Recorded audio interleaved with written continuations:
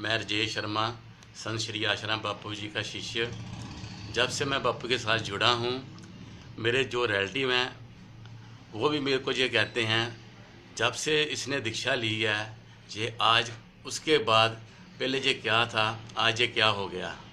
सभी इस बात से जलते भी हैं और खुश भी होते हैं कि पहले मैं सब कुछ करता था, खा लेता था, पी लेता था, लेकिन जब से मैंने दीक्षा ली है उसके बाद मेरा इतना अनुभव है कि मेरा उसके बाद जब हम एक छोटे से मकान में रहते थे तो मैंने गुरुजी को कहा, गुरुजी लोगों के पास इतने इतने बड़े मकान हैं, हमारा मकान बहुत छोटा है।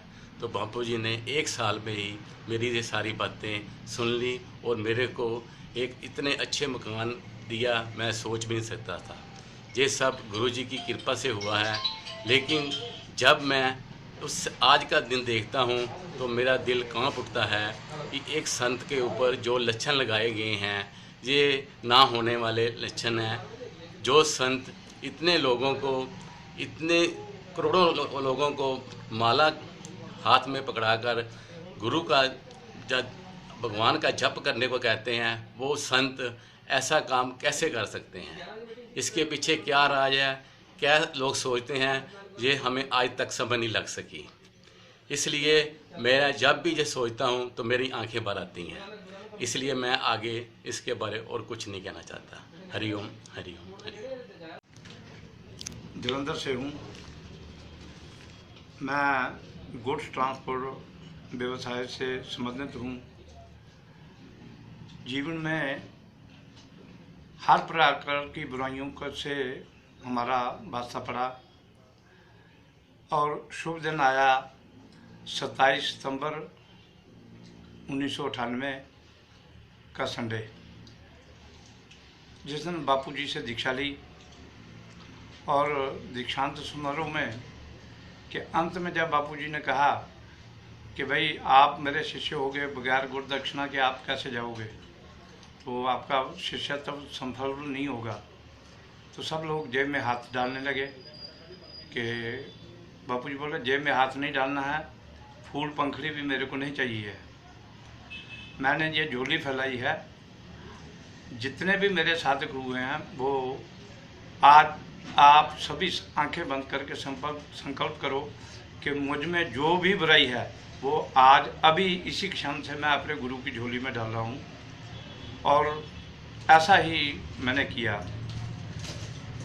जब उसके अगले दिन से जो आदमी, मैं खुद 4-5 पैकेट सिगरेट पीने वाला, एकदम सिगरेट ख़त्म, शराब ख़त्म, और भी जो व्यसन थे, एक सिर्फ 10 दिन में सब कुछ है अलग से एक अनुभव हो गया ज़िंदगी का। ये तो था अध्यात्म में जो मैंने वो पहले 10 दिन में पाया, गुरु जी को जो समर्पित किया। उसके बाद अपने जीवन में तब तक मकान किराए का था, दुकान किराए की थी, सब कुछ किराए का था। और आज के विषय में कई गुना किराया मुझे वसूल हो रहा है। तो लौकिक को छोड़िए, अध्यात्म में कई तरह के परिवर्तन जो है बापूजी के जीवन, जो बापूजी से जुड़े हैं उन लोगों को कई तरह के और भी कई तरह के अनुभव है, जिनको अगर बताने लगें तो कम से कम भी एक पूरा दिन चाहिए। कि कोई बच्चों की शादी का है, कोई और तरह के हैं, समाज में कोई कठिनाई का है, कैसे पार पाया, जब स्मरण किया तो आदमी कैसे उससे कठिनाई से पार पा लेता है।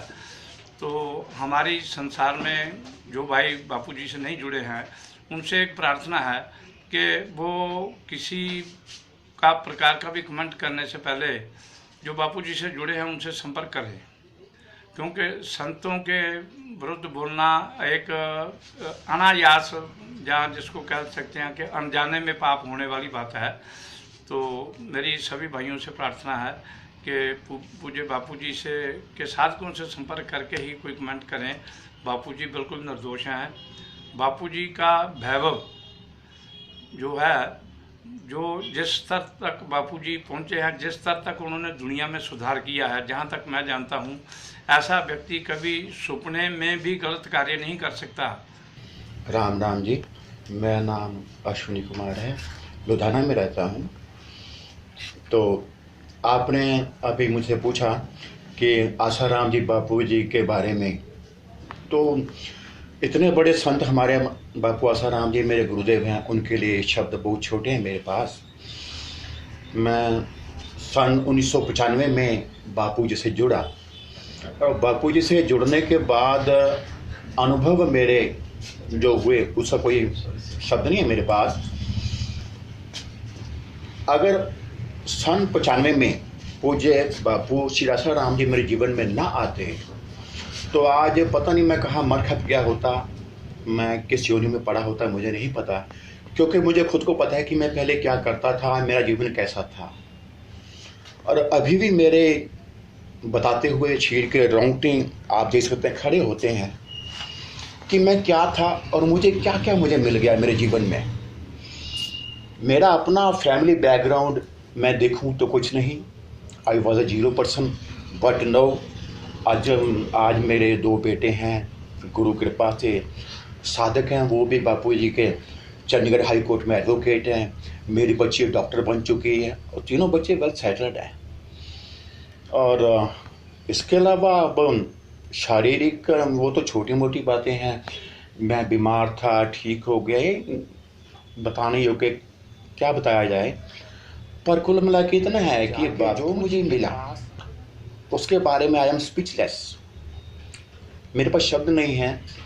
और फिर मुझे इतना दुख लगता है, खेद होता है कि आज इतने बड़े धर्म धुरंधर जिन्होंने इतने हिंदू समाज को धर्म का पाठ पढ़ाया और जो कन्वर्जन हो रही थी हिंदुओं की उसको रोका, फिर भी पता नहीं किस चीज़ का कुछ लोगों को क्या बुरा लगा, उनमें क्या दोष ढूंढ लिया बापू जी के बारे में, जो आज वो ऐसी जगह पे हैं जो उनका स्थान नहीं है। करोड़ों दिलों में आज ऐसे स्थान पर हैं और जहाँ पे एकदम नीच दुष्ट लोगों को रखते हैं। ये पता नहीं क्यों है, शायद ये इसी कारण है। इतिहास अपना धर्म ग्रंथ याद करूँ, कभी रावण था तो भगवान राम थे, कृष्ण जी थे तो साथ में कृष्ण भी था, और शायद वही इतिहास अपने दोहरा रहा है। परंतु फिर भी एक हिंदू होने के नाते भी मैं शर्मिंदा होता हूँ कि हम हिंदू ही अपने संतों के बारे में कभी कभी ऐसी ऐसी बातें मन में बिठा लेते हैं कहीं सुन करके, जो बहुत दुख लगता है। अब इसके बाद सॉरी, आई एम स्पीचलेस।